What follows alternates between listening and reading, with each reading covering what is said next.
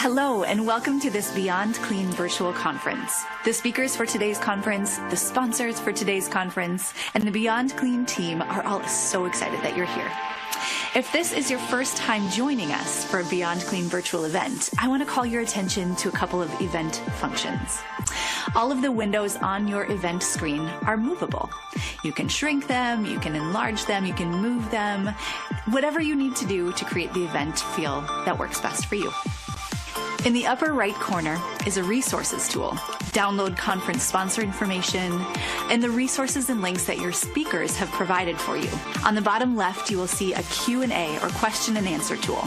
Any questions that you have for the speaker during each session can be submitted to them using this feature. Our speakers today will bring you a wealth of knowledge, and all of their information can be found in the speaker bio tool on the right side of your screen.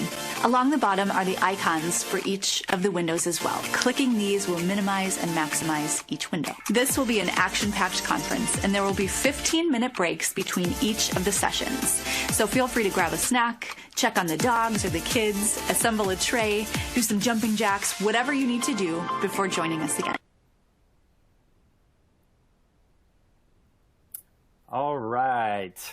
Good morning, everyone. My name is Brett Norton from Beyond Clean, and on behalf of everyone on the Beyond Clean team, I would like to welcome you to the second annual Brushing Up on Quality virtual conference.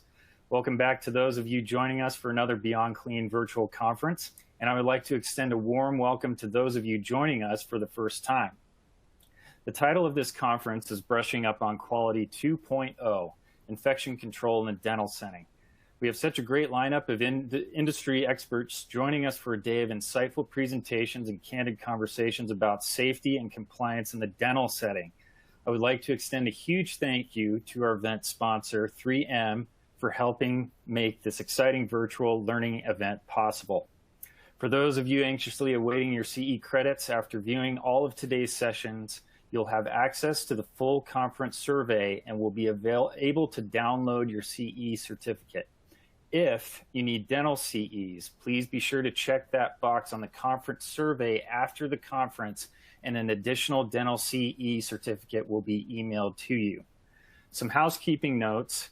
If you have any issues with your screen, if say the sound doesn't work or something freezes up, please make sure to refresh your browser or clear your cache. About 99% of the time, that fixes the issue.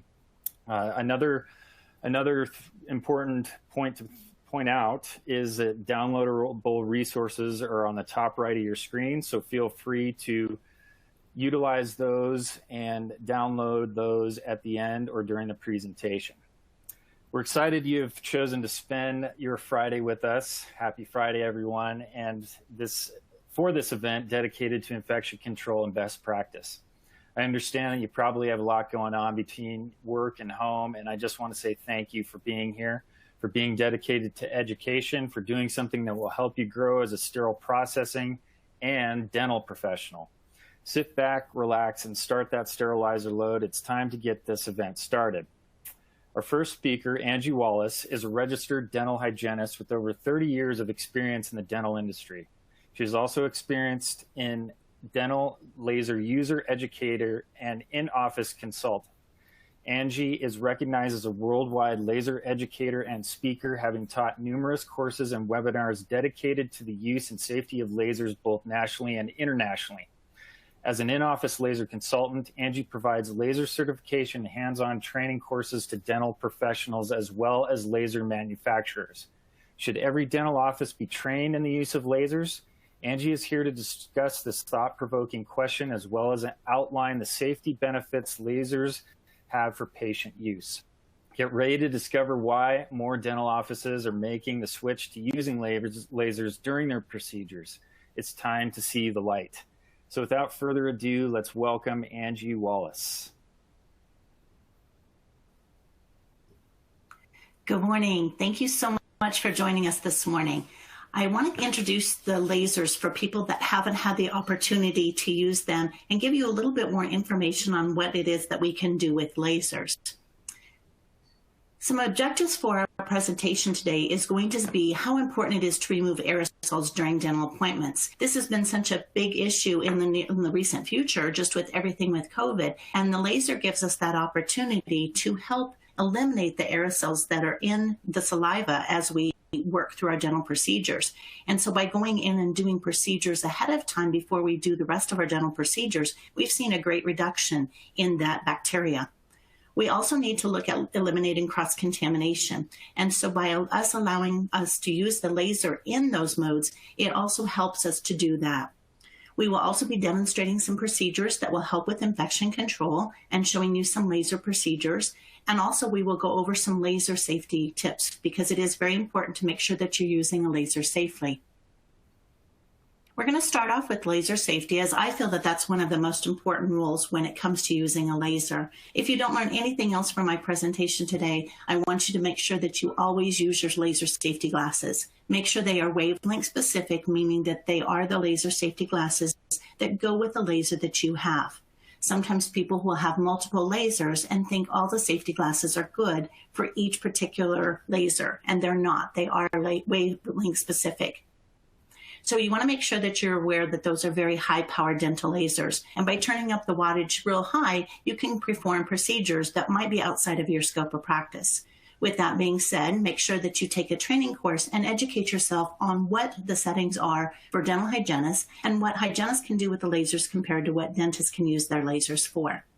Another thing is to make sure that by wearing your safety glasses, you know that things around you can be flammable and combustible. So there are a few tips that you'll need to stay away from. For instance, using oxygen without having the proper scavenger units and being able to have your high volume suction. As we mentioned, we want to eliminate aerosols, but we also want to eliminate any potential gases that could be dangerous for us in the world of dentistry as well.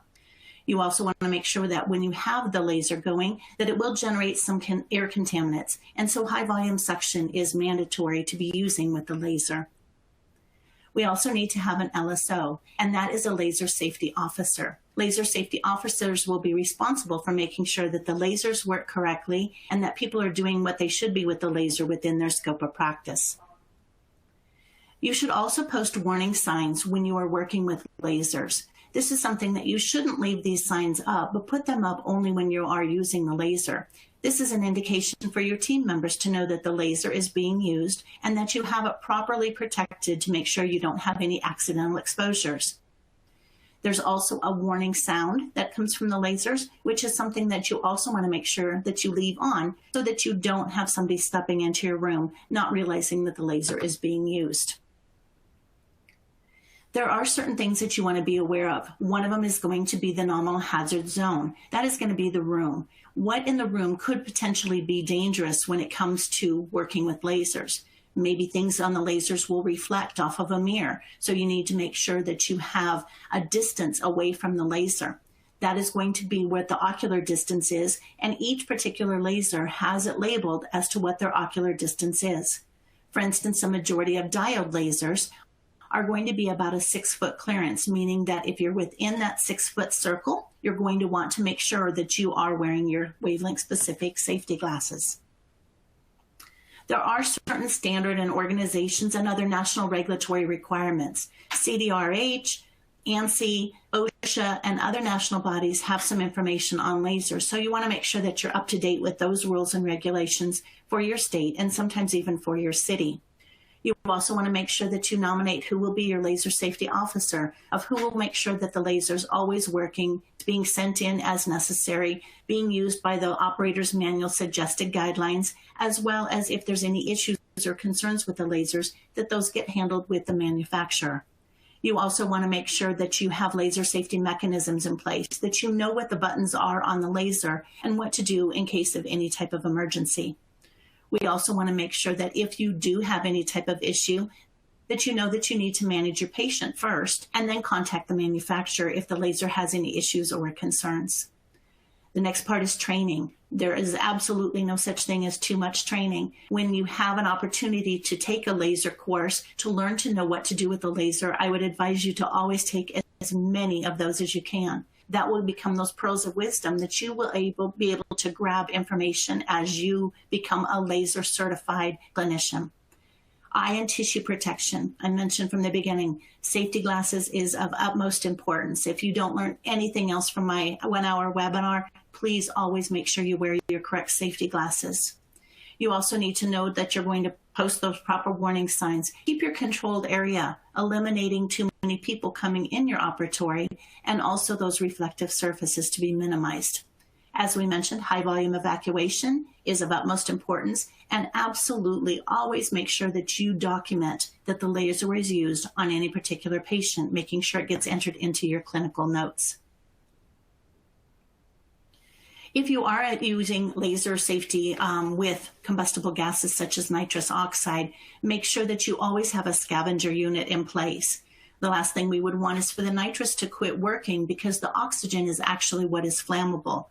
With that being said, if your nitrous runs out and the oxygen continues running, which in normal situations would be the safety mechanisms, we do need to know that the oxygen running without the nitrous could cause it to be a concern. So always make sure that you have those precautions in place.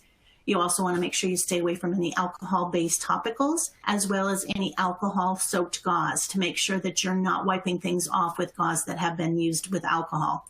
Also, if your patients have oxygen tanks, you will want to make sure you can turn those off and remove that oxygen tank out of your operatory prior to using it on a patient. Obviously, if the patient can't go without their oxygen, you would not be using that particular laser on that procedure. As we mentioned, eye protection is always of utmost importance. And on your safety glasses, you are going to have the opportunity to notice which wavelength those are specific for. That is inscribed into the lenses, and sometimes it is in ink on the side of the safety glasses. There's a lot of information on this slide, but I wanted to show you that the first few numbers without the letters are going to be the wavelength that this particular pair of safety glasses would be good for. You will see, with that being said, that there are multiple wavelengths that can be used for the specific safety glasses shown. If you do not see the wavelength on your glasses, that would mean that these particular safety glasses would not work with the laser and the safety glasses that you have. If you are in doubt of which wavelength you have on your laser, on the back of your laser, there's a little box that will indicate the wavelength of your laser. So always make sure that you have the correct wavelength along with the correct safety glasses every single time that you use the laser. The other thing is not to use cavity wipes on your safety glasses. Cavity wipes can break down, or any brand of disinfectant can wipe down and destroy the filters on the lenses. You're better off using warm soapy water to rinse off your glasses and storing them without putting them on the lenses. Now, of course, at a high-risk patient, you might not feel comfortable just using warm soapy water. And in that guideline, I would tell you to wipe them off with your disinfectant wipe and then immediately wash off that solution so you don't have the chemical drying on the lenses to protect these safety glasses. They do get expensive if you have to replace them. And you also want to make sure that if they have any cracks or scratches on them, that you also look at replacing those. If those cracks and scratches are into the lens and they may allow the light to go through there, then they could be allowing the laser light to enter into your eye. Each particular laser, as you can see labeled on the left, have different potential opportunities to cause damage to the eye. The lasers listed on the left will show you which lasers would damage the cornea of your eye. These particular lasers can show you what they will do as far as damage to the lens of your eye. Some of the lasers are attracted to water, so they are looking to seek out the water molecules in your eye. If you do not have that barrier of protection around that, then those water molecules could cause injury if you're using a laser such as the erbium lasers, which are attracted to water molecules. So you always want to make sure that you're comfortable and know what you're doing with your laser. Diode lasers, which are the lasers majority of hygienists use, can cause damage to the retinal part of our eye because those are attracted to dark pigmented bacteria. With that being said, you can see the lasers listed on the left that could be damaging to our retinal part of our eye. You also want to make sure that you're always using high volume evacuation. Not only does it help cool the site, but as we talked about cross-contaminations and any type of aerosols, it also removes the plume of smoke. The plume is what's coming off the laser. So you want to get in a habit of making sure that when you come out of a periodontal pocket or when you finish with the laser procedure, that your foot immediately comes off the foot pedal so that you do not create a plume of smoke. That could be coming from the toxins that are collected on the end of the fiber with the laser. You can see that there's many things that are contained within that plume of smoke, and it's not good to be breathing those in. So high volume evacuation is absolutely mandatory with using lasers. Other laser safety recognition is to make sure that you document these particular things into your notes. You'll notice that the most important ones on this slide would be if you're using it in continuous or pulsed mode, if you're using it at what power setting, so that you document the wattage that you were using, and also for the amount of time that you were using that particular laser. But you always want to make sure that you document that you had eye protection being worn. You could put laser-specific eyewear, and that way you make sure that you know it was the correct eyewear for that particular laser. So that is something that is always key. Also remember that if you don't document that, if there's any issues or questions, if it's not in the chart, it didn't exist. So you need to always make sure in bold letters that eye protection was worn for your laser procedures.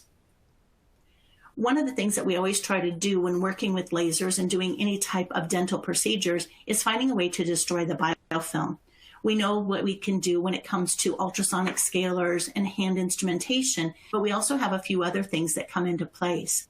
There are some other dental tools that we always need to be aware of, but that is what our goal is to destroy the biofilm. And luckily, lasers also contribute to that. So that's been a great source for hygienists using lasers.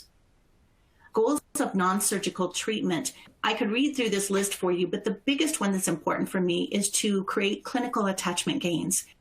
That's where if I'm going to have some deeper pockets, that my laser is going to allow me to get in there and disinfect that periodontal pocket so that I can get new tissue attachments to form. By doing that, not only will I be reducing bacteria, but at the same point, my patient will be able to maintain their gums and their health so much better by us allowing those tissue attachments to form. So it's not unheard of to have 5, 6, 7 millimeter pockets, reduce and get new clinical attachments, and maybe close off that pocket to become a healthy periodontal pocket again.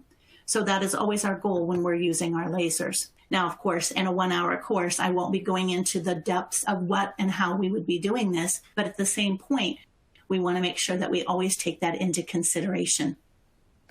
Any of the chemicals that you want to do, it looks like we have one question as far as what type of chemistry would you recommend using for cleaning lenses and other materials.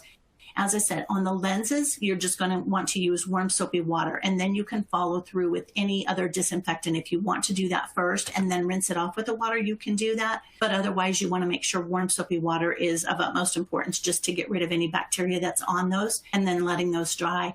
As far as the laser and wiping down the laser and the fiber, of course, you will be able to use your disinfectant wipes. And if you're using a laser that has disposable tips, those will be changed from each patient.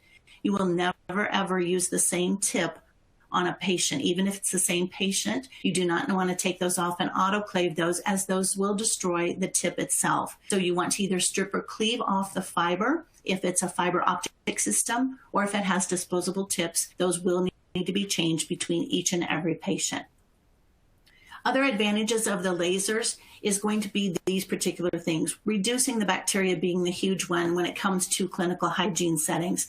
But we'll also know that it's going to reduce postoperative pain. It's going to reduce surgical time, less anesthesia for the patients that are needing that. Since the lasers are working in a pocket that is usually dead diseased tissue, there's not a lot of feeling that comes into those pockets as well when we're using the lasers. So other than the patient feeling warmth, a lot of times we do not notice the heat and causing patients discomfort. So that's always an extra plus. Other advantages, you'll notice that the laser is very precise. It's going to have excellent bacterial reduction. It will create coagulation in the treatment site. The laser can be used on anyone regardless of age. So the only contraindication would be the oxygen that we mentioned if a patient's using an oxygen tank. But as far as the laser, there are 0 contraindications with the laser itself. And notice there are no allergic reactions to the lasers. When I talk to my patients about what a laser is, I'm telling them it's just light. I'm taking light that is going to go in and work in those periodontal pockets to destroy the disease bacteria that's in those areas. So it's a very easy conversation, but without getting into a lot of the physics and details with my patients, letting them know that it's light to help with the bacteria is always the easiest way for explanation. A lot of people like to see studies. There are tons of studies that you can find with lasers. It's just a matter of looking for them. A lot of times we will hear people that say they've never heard of any laser studies that show any information. There's several out there. Academy of Laser Dentistry is a website that you might want to go to look at some of the studies that are involved. But one of my favorite ones is listed on this slide, which is the Merit study from 2005, showing it's up to 90 days reduction of colony forming units. So that is a neat area that we can look at to know that we can disinfect those pockets and keep that reduction for almost 90 days. A lot of times that's going to be equivalent to with our 3-month interval that we have our patients on. And so this will really fit into that. Obviously, it's individualized care. So for some of our patients, we might have them coming in even more often. And so we would want to make sure that we take that into consideration by using the laser as well. So how do lasers work? Lasers help promote wound healing. And by putting those photons of our laser energy into the periodontal pocket, we're allowing energy to be collected into the mitochondria. Remember, that's the powerhouse of our cells. And that's what's allowing the body a chance to heal itself. So when the mitochondria is happy and content, then everything in the rest of our bodies work really well also. So mitochondria is certainly the powerhouse that we need to be aware of. That laser energy will allow fibroblasts to create attachments. So that's going to help us reduce the bacteria and close off those pockets by clinical attachments. It's also going to create collagen to help hold the tissue tight, and it's allowing the opportunity for bone to be regrown over time. And yes, I did say that bone has the opportunity to be regrown.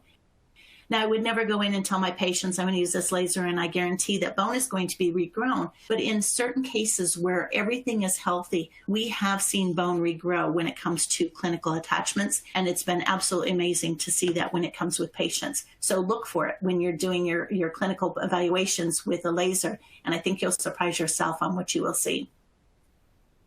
So I'm going to show you a couple of videos. The first one is just going to show you on how you would prepare your laser fiber. Remember, there are preset tips that are disposable, and then there's others that are fiber optic. So depending on the laser you have, could indicate what you're doing with your laser.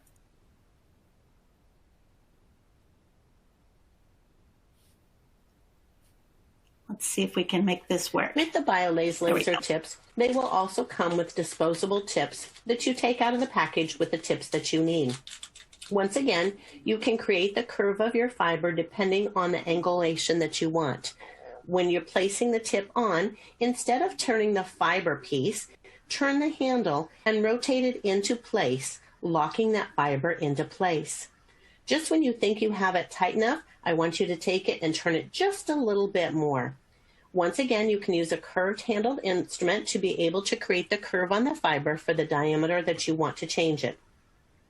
You also are going to follow the same protocol of placing that fiber into the sulcus. You will be doing up and down movements, and of course when your laser is activated you would see the red tip, but you're going to do up and down movements as well as some back and forth movements. So you're creating both your vertical movements and your horizontal movements into that pocket. Remember that we want to go really slow in those areas and that we do not want to move too fast or we can break off the tip of our fiber.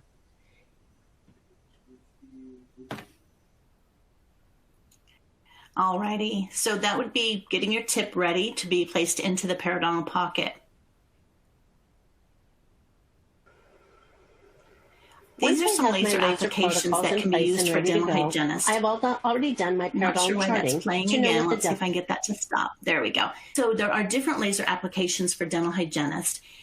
These are some of the applications that you can use as your clinical hygienist. Remember to always check your state practice act for your scope of practice. There are states that say yes, a hygienist can use a laser. Some of them are specific on the type of training that you need to be able to use your laser. Other states don't have any regulations. So that's kind of a good way because it doesn't tell you that you can use them, but more importantly, it doesn't say that you can't use them. Always take into consideration that just picking up a laser and using it without training would be something that could be a problem if you're not sure on what settings to place your laser at. The settings that come on lasers are suggested guidelines, so they're not always going to be specific for each individual patient. So don't just use those presets on the lasers and assume that those are correct. You could get to where you don't have the right indication, or maybe you have too much laser power by doing that. So training is always of utmost importance. And then, of course, we do have a few states that are going to say no, that a hygienist cannot use a laser. The good thing is several of those states that are no are right now looking at allowing hygienists to be able to use lasers. So we do have a few states that we've been working with, and hopefully keeping our fingers crossed that before long those states will also be able to use lasers. So you can see there's a lot of different options on what a laser can be used for. The next thing we're going to talk about is laser-assisted periodontal therapy. This is different than LANAP. LANAP is a patented procedure from a specific company, but LAPT is what the majority of hygienists would do, performing a procedure by going into the depths of the pocket and destroying the bacteria and infection that's in those pockets. When we're reducing that bacteria in those pockets, we know that we're going to be promoting growth factors for healing and allowing that tissue to look so much better.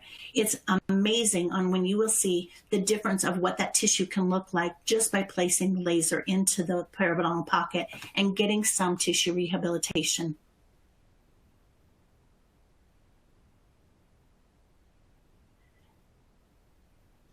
We've got another video here. If I was to use this laser to do desensitizing, I would find my areas of concern and I would put my laser right against the surface of it. So I want to make sure that that laser energy would be pointed right at that tooth surface. By doing that, I would then start going back and forth across those areas, starting at a very low setting and just slowly go across that area. This can be tested by placing some fluoride varnish on those areas first and allowing this laser heat and energy to be able to put it into the tubules of the areas of concern. After you've completed that cycle at the lower setting, you would then place more fluoride if needed and go up to your next setting as we discussed on those slides, once again going back and forth on those areas. Once you have completed those series, you would then be able to test the area by either placing some air against that area or just seeing how the patient feels when they place their tongue against it. Those areas will be easily desensitized when you're using your laser. So that was a video for desensitizing and not LAPT. With LAPT, you would be going into the base of the pocket and using more of a cross-hatching motion. So you would be doing some up and down movements and side-to-side movements. So I always tell vertical and horizontal movements so that it comes across the tissue. And if you're missing it in this direction, you would be catching it on your side-to-side movements. And that way you can completely and thoroughly decontaminate those periodontal pockets. It makes it really easy to be able to work in those areas. Just keep it in very low, manageable areas so that you're not trying to cover the whole surface of the pocket in quick movements.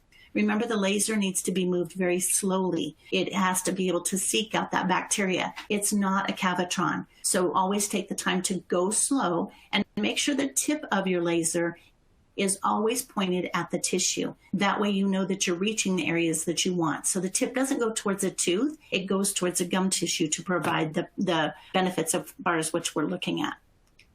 Another procedure, and sometimes is confused with LAPT, is called LBR.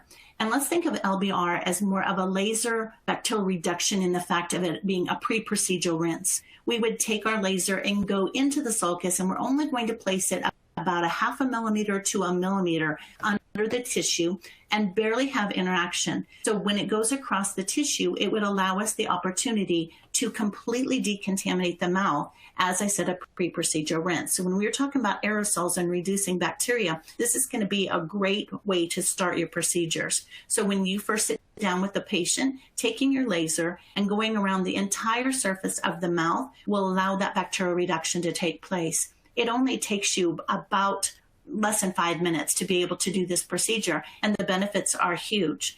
So we always start with this, and that way when I start using my cavitron, my benefits of being a bacterial reduction have already come into place. So this would be something that I will use on every patient, whether they're a prophy patient or a perio patient. So but this would be at the beginning of every one of those appointments. Now, if I'm working with a periodontal patient, I would go back in afterwards at the end of my appointment and perform the procedure of the LAPT that we were just discussing, where I would use the laser into the depths of the pocket. So there's a big difference between LBR and LAPT, and a lot of people get confused on that. So once again, LBR is a pre-procedural rinse that's going into the pocket just barely at the gum line to create a little bit of a pre-procedural rinse and reduction of bacteria. The reasons that we do this is, again, to reduce cross-contamination. That was one of our guidelines that we wanted to make sure that we hit, to be able to reduce that bacterial load and help prevent any attachment loss. So if we're using it on a prophy patient, we can help guide them to never needing the perio situations just by having one extra benefit of getting bacteria reduced in those pockets.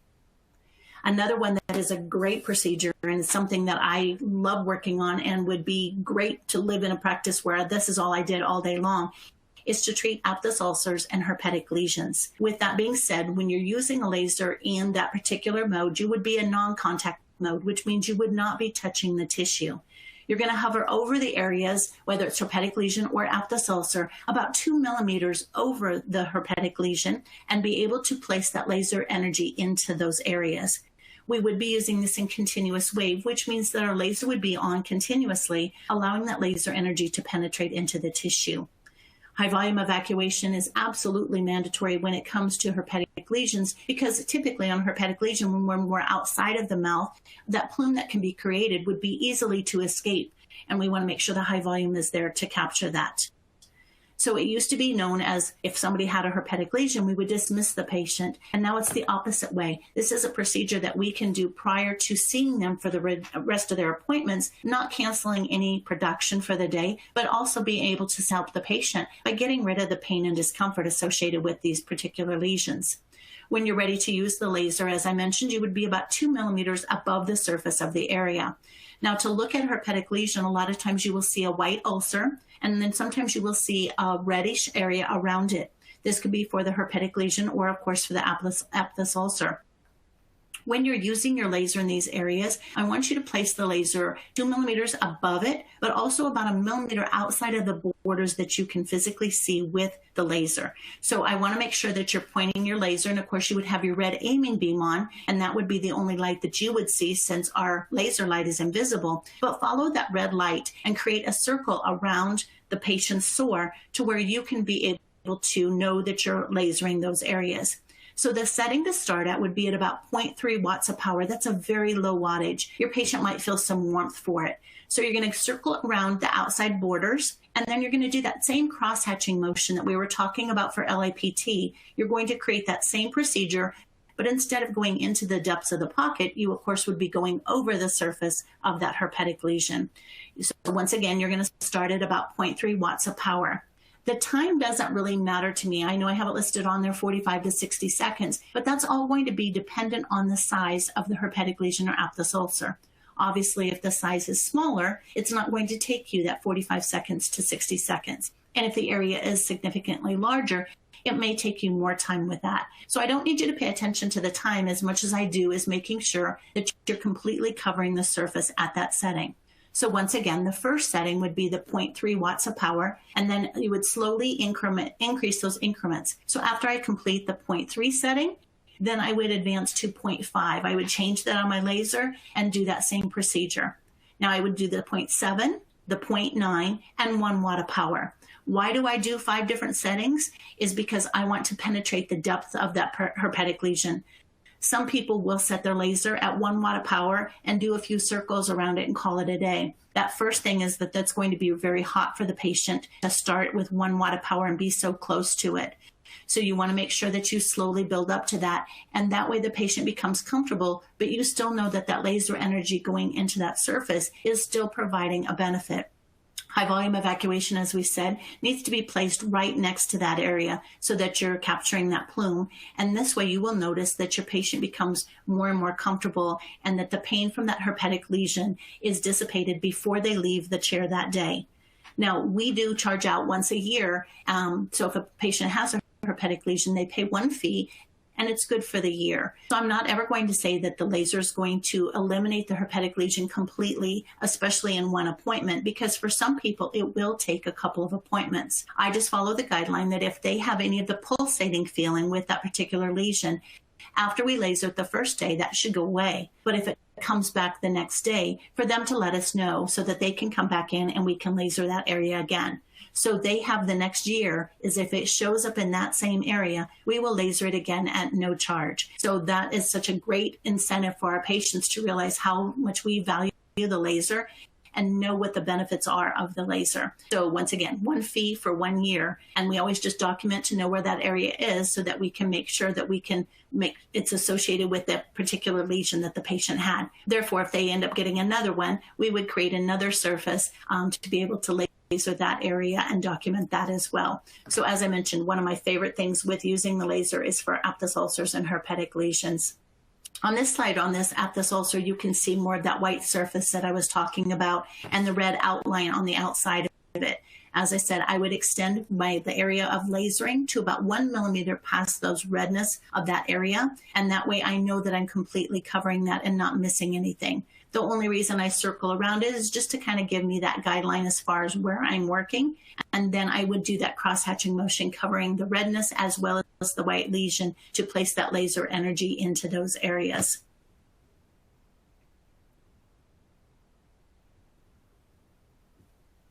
Let's see here. Not sure if we're going to have a video here. If I'm working on a herpetic lesion, I'm going to use the ink line that I've drawn on this model to represent a herpetic lesion. I will take my fiber and I'm going to place it about 2 millimeters away from the lesion. I'm also going to move out about 1 millimeter past the visible borders of the lesion that I can see. I'm going to start at the very low setting that we discussed on the presentation, and I'm going to make 2 circular motions around it. Once again, going pretty slow, just enough to go around the area to identify the lesion. Once I've completed those 2 circles, I'm going to start going back and forth across the lesion, going just outside of that line, that imaginary line that I drew with my laser. I'm going to try to do that cross-hatching motion over the surface of the herpetic lesion. So back and forth, slowly going across the entire lesion. Time-wise, this isn't an issue as much as it is for you to take the time to go across that entire lesion. Once you've done your horizontal movements, you can absolutely start going vertical movements. And those vertical movements will cross-hatch over where you just were and be able to catch the areas that you might have missed. You are once again going to do this at a very slow motion and be able to go across that entire herpetic lesion. Once you have completed that interval, you will go through the other settings that we discussed to be able to complete all 5 settings across that herpetic lesion. Noticing that we never did touch the lesion, and the whole time we would be checking on the patient to make sure the patient is comfortable with the procedure that we're doing. So as you can see, it's a very easy procedure to do that. It's just something that's very simple and that the benefits are huge. One of the questions that has come up is that for herpetic lesions after laser treatment, how long does it take for the area to heal? It does vary from patient to patient, and it does depend on what stage that herpetic lesion is in. Obviously, our best option is to catch those areas when the patient first feels them. That's that pulsating feeling they feel where that tissue is tight across the tissue and they can feel that pulsating happening. It also starts to become very painful, and before it blisters out, and then it will kind of ooze, and then it scabs over, kind of dries up and starts going away. Typically without a laser treatment, that's going to last about 10 to 14 days. Now, when I say that we will laser an area at any particular stage, that's because most areas seem to show up Friday night at midnight. And if I was to tell my patient, well, call me when you first have it show up, as opposed to treating it during any of those stages, that would kind of be a disservice to my patient. So I will laser those areas at any stage during that herpetic lesion process. It is best to get it at the very beginning if that works clinically to be able to get your patient in. your patient will notice that instead of that 10 to 14 day range that we were talking about, that after a laser treatment, they will have those same things that will happen. It will still pulsate. It will still blister. It will still scab over and dry up. But instead of it doing that in 10 to 14 days, it will speed up that healing time, and it will only take about 3 to 5 days to be able to go over those areas and treat those particular areas. So somebody else asked if we do the lesions recur less frequently after lasering? Yes. We, as I said, won't guarantee that they'll be gone forever. I have seen that happen many, many times where we've eliminated and they've never come back, which is amazing. Talk about a practice builder. Your patient that gets herpetic lesions will tell everyone, but I will tell you for sure that it will reduce the frequency. So I might have had a patient that would receive a herpetic lesion every month, and especially if your resistance is down. And so for some women, menstrual cycle and anytime your immune system is weakened, a lot of people will get a herpetic lesion. And we'll also notice that with stress. As you know, stress has so many indications for everything in dentistry, but we notice that a lot when it comes to herpetic lesions. So we will, instead of maybe getting those once a month, we've been able to reduce it where the patient's maybe only getting them once every 6 to 8 months. Are they still getting them? Yes, but usually they are significantly smaller, way less painful. And man, if a patient was used to getting them every month and now they're only getting them every 6 to 8 months, they are absolutely thrilled with the procedure that you can perform for those.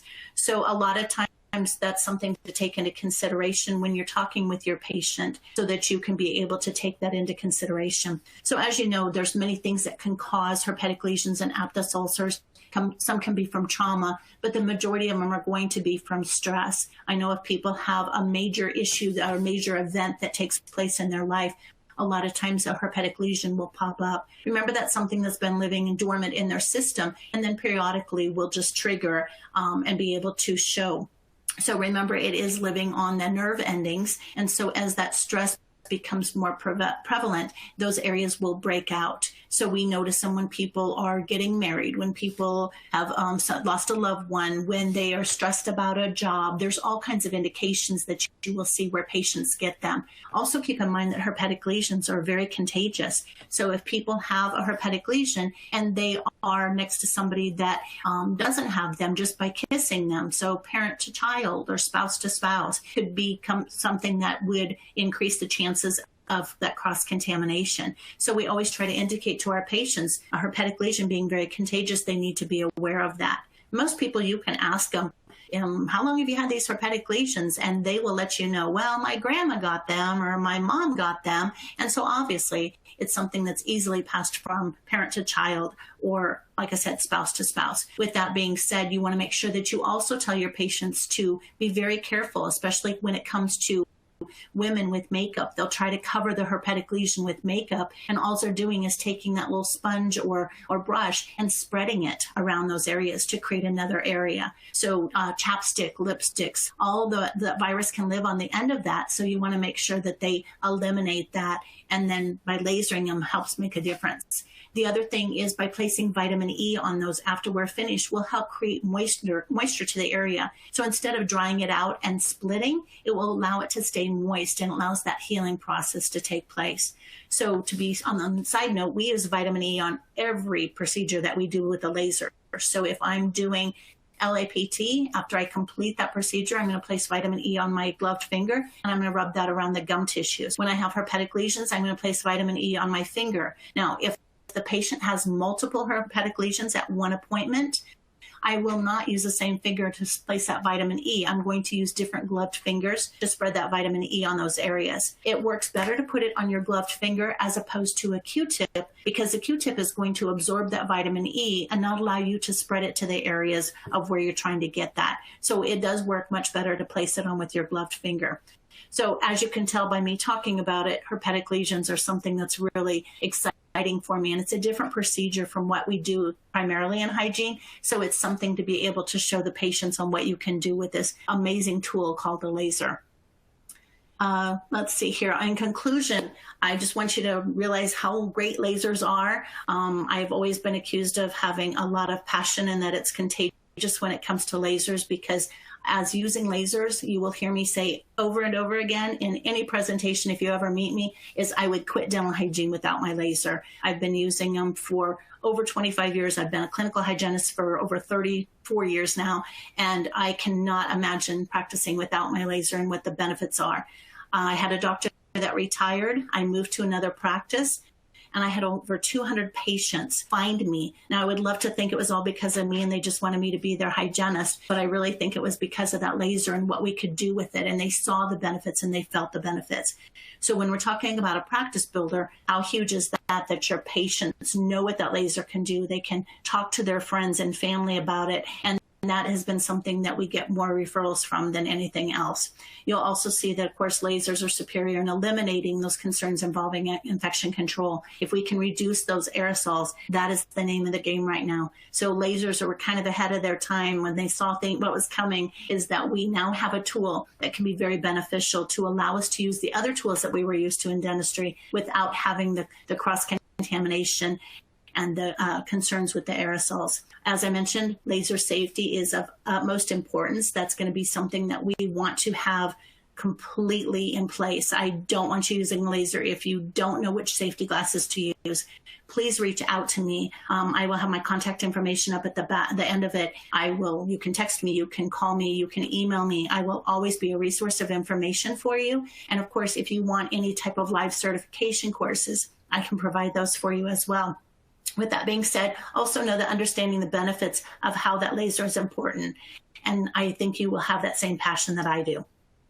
With that being said, my contact information is listed here. So feel free, as I said, to contact me. And for right now, if you have any other questions, I would be more than happy to answer those. And thank you. I see nice comments about my presentation. Thank you so much. All right. Angie, thank you. That was great. Always good to learn some new information on the dental side of things. And I was particularly interested in the herpetic lesions because I know that that's a problem with a lot of people that I know. And they utilize a variety of different treatments, right? There's the natural side of things. There's the vitamin E, of course, as you mentioned. And then there's the over-the-counter, then there's the prescribed methods, the gels and that type of stuff. Is there a difference? I mean, I think when you're talking because they are, I mean, I've dealt with them personally and they're not comfortable.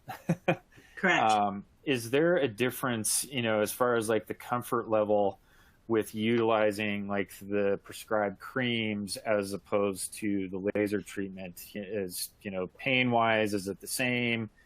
Any insight on that? Well, the pain wise is going to be the same. The products that you can use to place on it over the counter are not really stopping the discomfort. It's kind of masking the situation. So a lot of times that will dry them out and it's trying to get rid of it for you. Unfortunately, when that happens, it also starts drying out the lesion so much that if you move wrong, it will kind of split and cause that lesion to open. And then it starts that whole process over again. And that helps make it a little bit more contagious again, too. So by keeping it moist with the vitamin E after the laser has been used, we have so many more benefits as far as making it go away faster.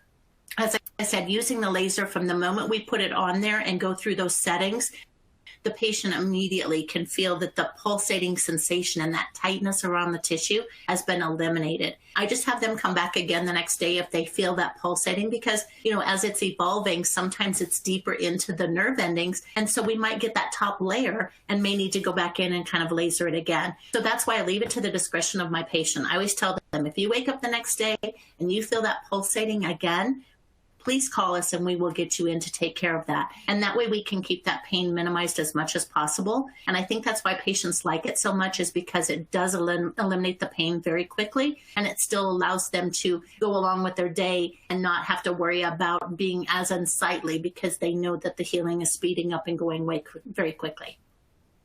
Great. Thank you. So I did have a comment here. What are your thoughts on the LANAP treatment method? Well, the Lanape procedure, of course, is a procedure that is patented by a specific laser company. And so the Lanape procedure not only goes down to the periosteum, but it also is then requiring that a handpiece scores the periosteum. That is an outside of the scope practice for hygienists to be able to use. For doctors, that is a tool that you can do for sure if you have that specific laser. So Lanape is not for all lasers. Lanape is specific for one laser. However, on a side note, could you technically come up with a procedure similar to Lanape with any of your other lasers? Yes. You would just also need to have a high speed with it to be able to score the periosteum. So it is similar, but it is a patented, protected procedure by Lanape. Good information. Kind of a broad question to or answer to that. So you did talk about some of the setup that surrounds, getting a laser ready to go for the patient. Can you elaborate on some of the basics on properly setting up a laser for treatment? Sure. So as I mentioned, you want to make sure that you are familiar with your laser to know what that zone is.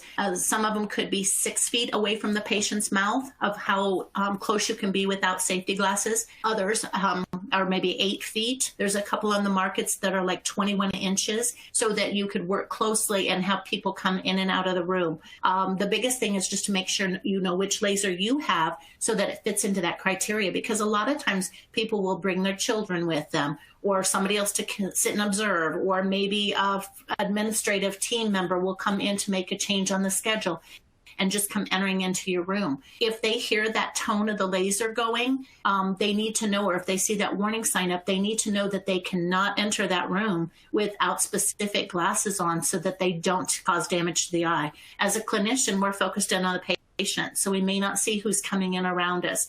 So total team training is utmost importance to make sure that everybody in that operatory and in that dental office knows what it means when that laser is working, so we don't have any accidental exposures, because that's when it's going to have a bad reputation and make the laser look like it's the problem when actually it was just improper training, or people just buying something and thinking they can use it without understanding it. Right. Yeah, that's great information. So yeah, and speaking of training, do you have vendors that sell these lasers come in and do in-service training for the hygienists and the office in general?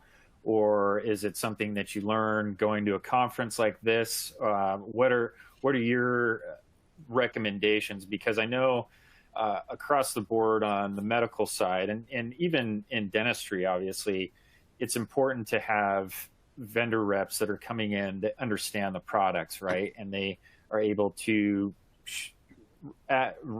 train everybody in the right way and not just sit there and get the sale and walk out the door. So some recommendations for the vendors out there. That is an excellent question. I could take up the whole next hour of a next presentation and talk about that. There are certain companies that really put a lot of training into their sales reps to make sure that they understand, not only do they know what the laser can do, they've had it used on themselves so they can explain it and give all the details. So there are wonderful manufacturers that work with lasers, but keep in mind that some people get into that a little bit more, and some people skip over some of it, as you mentioned, just trying to somewhat get the sale. With that being said, there are so many different levels of training.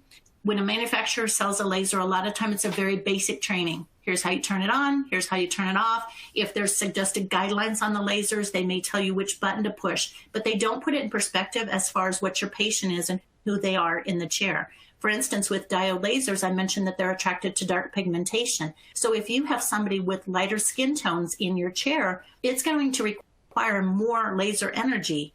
They don't tell you that. They just tell you to push a button. Here's what you're doing for this procedure. Use this setting. But there isn't really a cookie cutter setting. Those are suggested guidelines. So without having that additional information, that's going to be a concern, because if you have somebody with darker skin tones and lasers are attracted to dark pigmentation, that laser is going to interact with that tissue so much faster. So you would have to turn the laser down. If not, you're going to cross over the line and you're going to be performing a cutting procedure on what a dentist can do. So that type of training is something that's very essential to know what you're looking for. So I will always suggest, to take little classes like this where you get a basic introduction and kind of find out what you can do with the laser and how you would move forward with training. Those are great, but you even need more than like 4 hours. That's still going to be lectures and videos and showing you. You actually need to look at having a class where it's physical, hands-on. There's some on the market that will tell you can watch them by doing a Zoom presentation. I can't even imagine me watching as an educator, watching a person do it by a Zoom presentation and expect them to be proficient using it on a patient. So I will always tell you a live hands-on course where your instructor is going to stand by you and watch what you're doing and telling you if you need to turn your hand a little bit more to make sure that tip is to the tissue, if you are going too fast, just to make sure that they have everything for a guideline for you so that they can evolve into a clinical laser hygienist and be very competent and feel very comfortable using it instead of thinking, I think I know what I'm doing, but I'm going to pick it up and I'm just going to try. And oops, all of a sudden, instead of doing a reduction of bacteria, now as a clinical hygienist, you just performed a gingivectomy. People then will put the laser down, never touch it again, and be scared and think the stupid laser doesn't work, when really it's all about the training that we as clinicians can have to be able to be doing things safely. And that's what it is. It's safety for our patients. It's safety for us as a hygienist to make sure that we have the education and training behind us. So luckily, that's something that I get to do. I do work clinically 4 days a week as a hygienist. And I travel and I teach laser certification courses to any amount of time, whether it's just hands-on, whether it's going to be education to know how to implement it into your practice. And that's something that I can provide. Academy of Laser Dentistry, as I said earlier, is another great source of information. We do have classes set up in multiple locations, so they can go onto the website or they can contact me and I can help them find a class that is close to them. That's great information because, it's not like, a VCR, or not, I'm dating myself here, a VCR, but a DVD player where you just hand it over and say, read the instructions. You're dealing with patients and you want to make sure that you are following the right protocols and procedures and making sure that you're not causing discomfort and not making it to where it's a really bad experience for the patient. And exactly.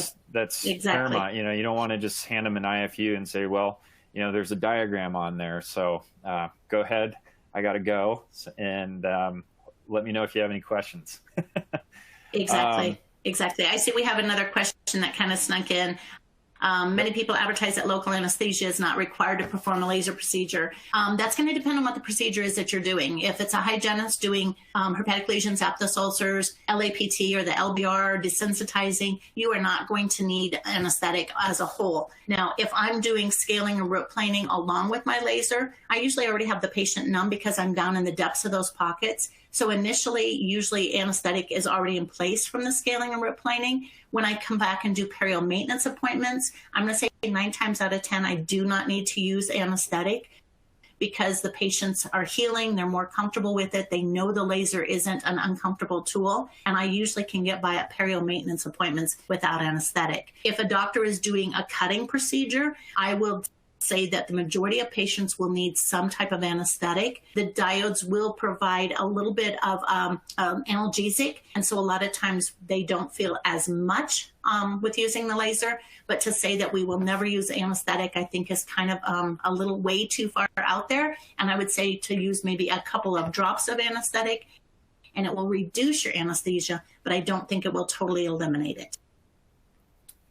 Great answer.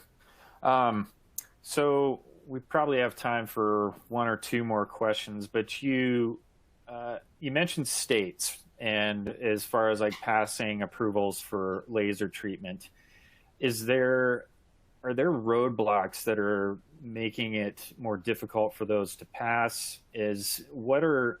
What's causing the delay on some of these states moving through with this, I guess, legislation, so to speak? Yeah.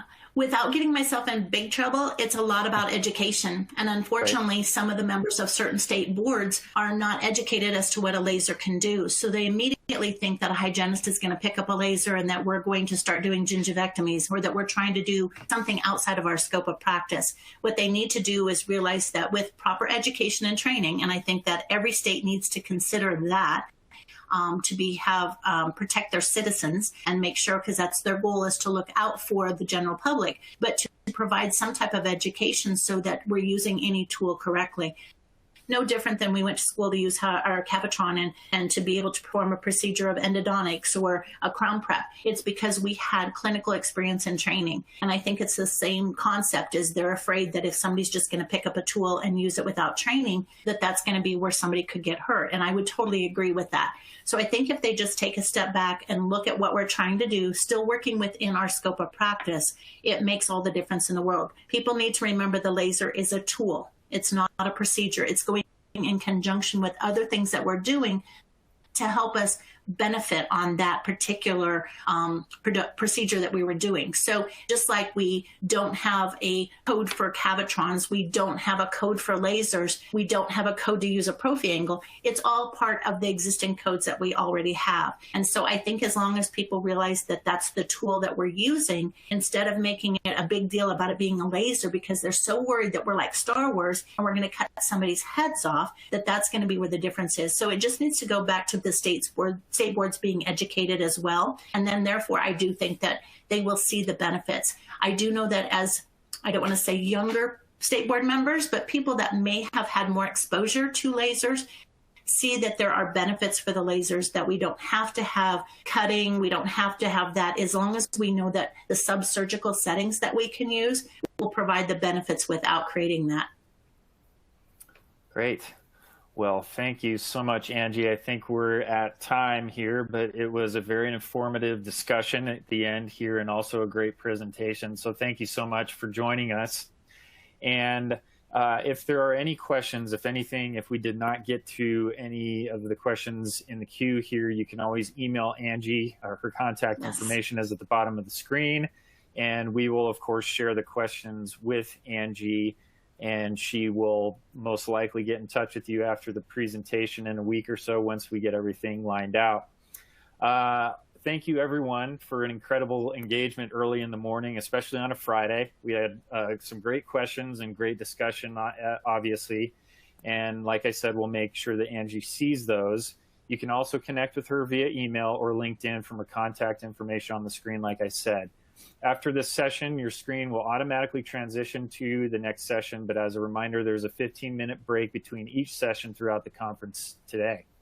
If the registration page appears and you've already registered, please click the already registered link and enter your email address to enter the event. You will be able to access the CE survey and certificate at the end of today's sessions. You will be automatically transferred to the survey page at the conclusion of today's conference. All sessions will be available to you on demand to share and view after today's live event. We're very glad you're here, and we will see you again in 15 minutes. Thanks again, Angie. Thank you. Thank you for having me. And everybody, feel free to get questions to me, and I'll be more than happy to answer them. Have a good day.